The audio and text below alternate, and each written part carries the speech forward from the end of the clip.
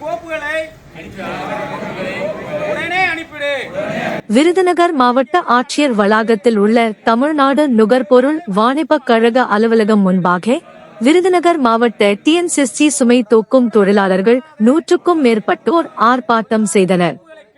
சிவகாசி, ராஜபாளையம், ஸ்ரீவில்லிபுத்தூர், சாத்தூர், அருப்புக்கோட்டை, திருச்சுழி, காரியாபட்டி ஆகிய 7 தாலுகாக்களிலிருந்து TNCSTயில் சுமை தூக்கும் தொழிலாளர்கள் பல்வேறு கோரிக்கைகளை வைத்து ஆர்ப்பாட்டம் செய்தனர்.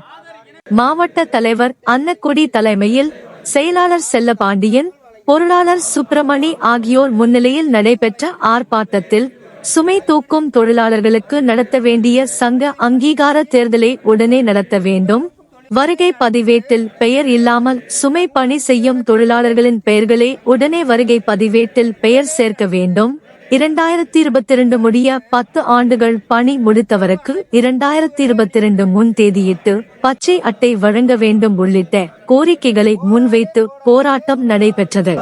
தொழிலாளர்கள் கோப்புகளை கிடப்பில் போடாதே,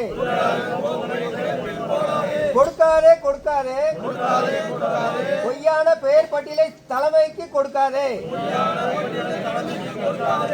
இணைத்திடு இணைத்திடு, ஆதார் இணைப்பை சரி செய்து உடனே இணைத்திடு, முன்னிட்டு தேதியை வழங்கிடு, பதிவிடு பதிவிடு, வருகை பதிவேட்டில் சுமை தூக்கும் தொழிலாளர் பெயர்களை பதிவிடு.